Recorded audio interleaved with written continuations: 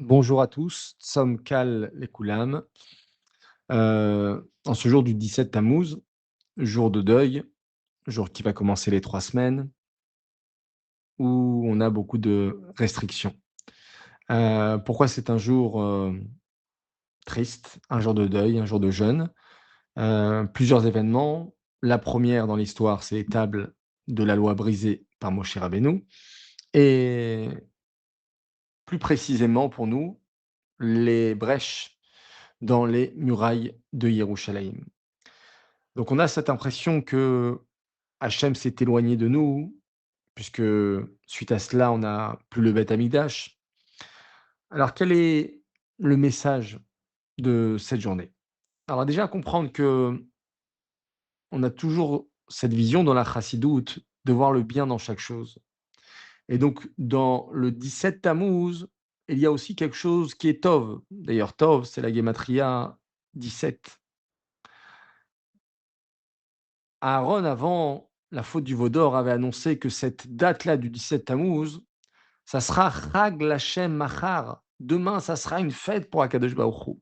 Et c'est vrai que si les Bnei Israël avaient attendu un petit peu plus, Moshe serait redescendu avec l'étape de la loi sans qu'il fasse les Bnei Israël le veau d'or, et donc ça aurait été une fête extraordinaire. C'est un jour propice à la fête.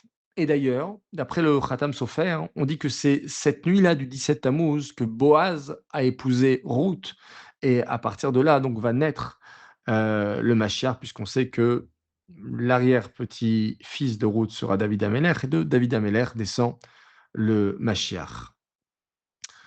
Donc on a expliqué en introduction, est-ce que ce jeûne veut dire qu'Hachem m'a abandonné? Alors, le rabbi, il explique que c'est exactement l'erreur qu'il ne faut pas faire.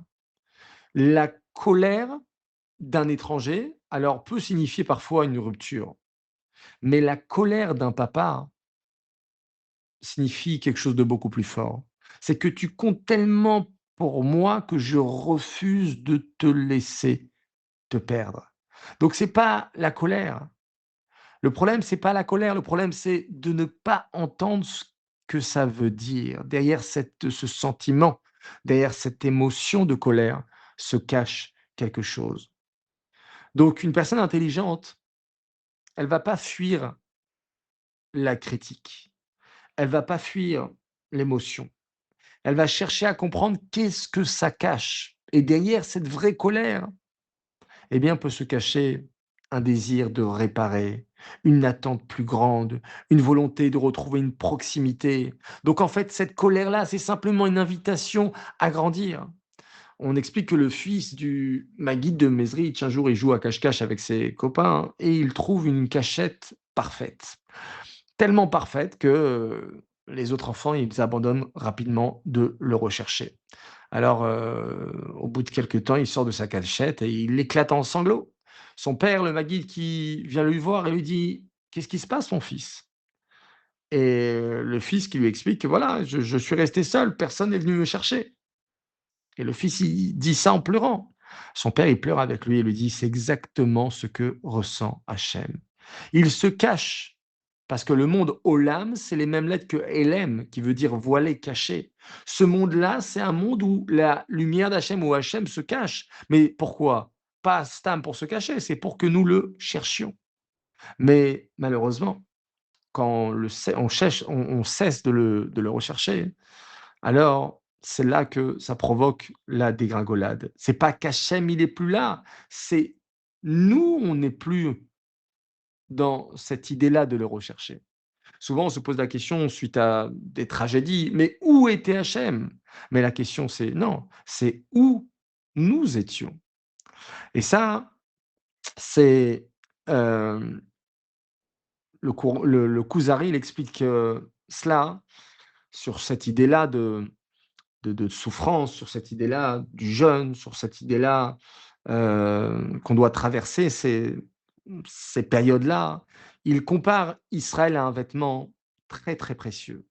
Si tu as un vêtement qui est sans valeur, alors bon, écoute, tu le jettes et tu en rachètes un autre. Mais si tu as un vêtement que tu tiens vraiment, que c'est très, très précieux pour toi. Alors, eh bien, tu vas le laver et encore le laver et lui frotter et le tourner dans tous les sens. Donc ça, c'est un peu l'idée du Ham Israël. Akadosh Baruch Hu, tellement, tellement, tellement il nous aime, c'est pas Stam qui nous laisse comme ça, et on fait ce qu'on veut et où on veut, quand on veut. Non, il nous rappelle qu'il y a des règles et ces règles-là, c'est la Torah, c'est les mitzvot et les jours de jeûne, ça doit nécessiter en nous cette idée-là de se rapprocher d'Akadosh Baruch Hu, de revenir tachouv et revenir vers Akadosh Baruch Hu et se renforcer dans la Torah, se renforcer dans les tfilot, se renforcer dans les mitzvot et arrivera un jour où on pourra à nouveau, retrouver la beauté de ce jour-là du 17 Tammuz, pardon, de retrouver donc la splendeur de ce jour tel qu'il était prévu à la base, Chag Hashem Machar, que Bezrat Hashem, on ne puisse ne pas avoir à faire ce jeûne-là, le jeûne qui arrive et d'accueillir Mashiach Tzidkenu Bekarov Mamash.